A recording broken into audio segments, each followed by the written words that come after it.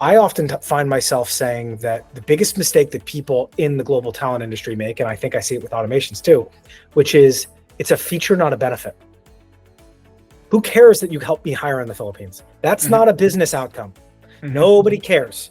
What I care is follow up with all leads 24/7 with a live human being. You that benefit. That's what I want. Right. I don't care if you use a magic wand. I don't care if you use Airtable, Zapier, Make, Integra. So I think oftentimes folks like us who are so immersed in the actual subject matter itself, we can, it's you forget to do exactly what you just said, which is what's broken. Awesome. Let's work on that. But we could also Right. And the other side benefit of this is you, I, whoever the leader of the business is, we usually have this entrepreneurial ADD. And we're always looking for that next little dopamine hit for the thing that we want to do. But that's really hard for a team to follow it. So when I'm talking, I had a 4-hour meeting with my chief of staff this morning. And it was all about what are we doing? Review Q1, what are we doing for Q2? I need to give her specific projects with specific goals. I need to put this in a box. And if I don't put it in a box, they can't be following me around and getting whiplash.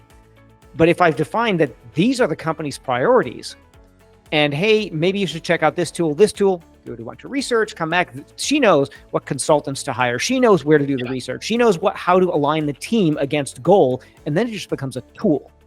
And that's the most powerful way to do it. So it goes to leadership as well as focusing on the problem. I've yelled at people before. And I said, leadership is not hitting forward on an email or a Twitter thread saying, should we do this? That is not leadership. All the operations folks in your company are going, leave us alone. Yeah. Like, we have things to do this quarter. I do not need another half-baked SaaS that's, between their seed and Series A that marginally solves my problem. Exactly. Like, and will break and will not be there in 2 years where they go bankrupt. Right. Yes. And now it's critical to our functions and it's half working. Yeah. Very, very familiar with that. So you mentioned something that I love, which is when I first started writing and kind of writing on Twitter and my newsletter and stuff, I was writing about systemization. Just systemization, Hyundai method, all that fun stuff. What I found was that I couldn't keep anybody's attention because systemization for most entrepreneurs is like broccoli. Correct. Broccoli. I did it because I had to, even though I had to do it because I saw it as the unlock to so much. How do you get, but I see systemization in systems, whether it's lean or whatever your particular flavor is, you're writing a book about it.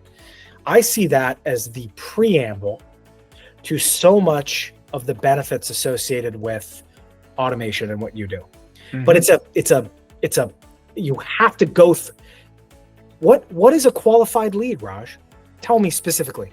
What is a qualified lead? And they've never done that. And until you do that, it's just Betty answering the phone, deciding if the appointment should get booked. I can't automate it. I can't global talent it. How do you get business owners bought into the idea that there's some prepping the patient stuff here that is so critical to unlocking all this wonderful stuff that we've been talking about? How do you get these artists excited about that? I think it's a combination of the carrot and the therapy. The carrot is a lot of us, like I mentioned, entrepreneurial ADD before. It's like, ooh, that's cool, and the fact is, automation and AI is cool. So some of them get interested. You're riding on that right now. So you can ride on that for a while, but that only gets you so far, right? What really is the kill shot is the fact that they have pain. They have the pain that you, I'm sure, have experienced, that I have experienced, of never being able to turn off, of never really being able to go on vacation, of I left one of my businesses because I was being a shitty dad. Because I was not mentally present.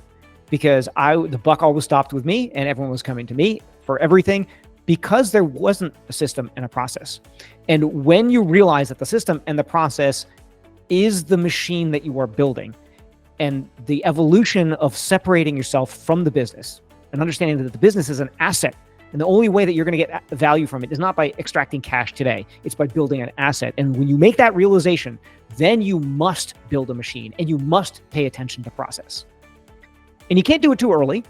And that's why I don't really work with like the true startups, because it's like, if it's just a dude still figuring out, it doesn't matter. But like all of a sudden you've got 4 freelancers and like everything is falling down on you. Should I hire because like these people are unreliable? All of a sudden now you need to think about structure and process, because that's what gives the entity value, and that therefore it gives you value.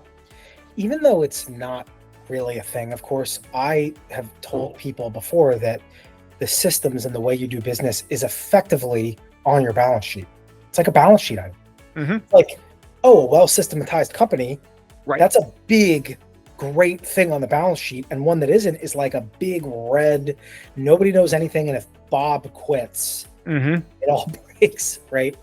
Well, I mean, if you think that what's the basic formula for what you're going to get paid when you sell your company, right? It's V equals P times M. It's the valuation equals the profit times the multiple. And what is the multiple? The multiple is reflected in the industry to a degree, but it's risk.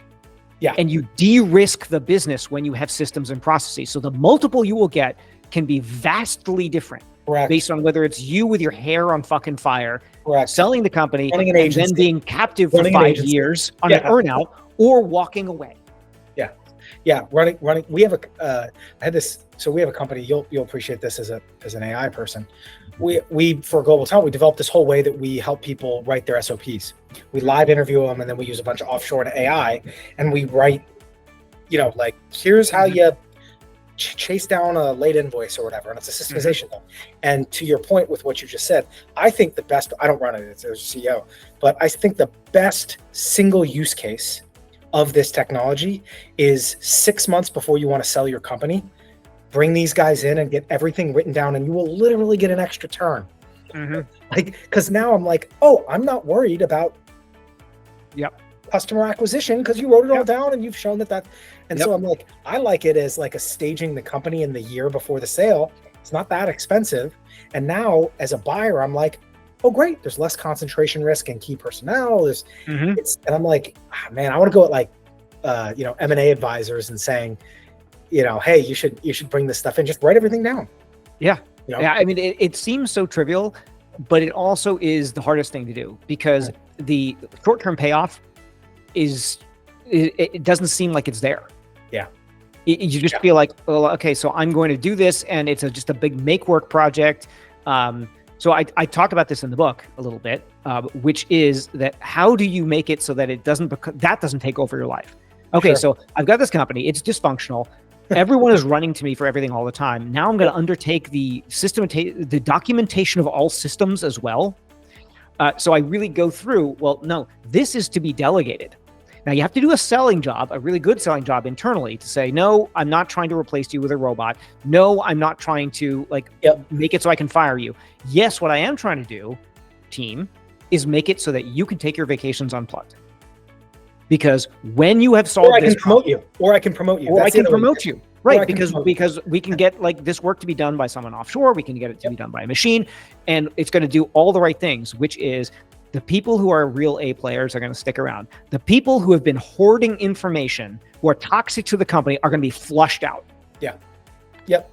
I think you and I are obviously very aligned, and the reason why we spun this out was because the delegation part of it, you can delegate it in-house to Beth, your great chief of staff, or it's a vendor, and it's just, hey, I want you to go through our team, and you can delegate it like that, which is why we spun it out, because so many business owners are like so repulsed at the idea of having to write everything down. Exactly. It's toxic. Just like, get this away from me. We're like, oh, well, we'll do it. Because we built a whole team that does it.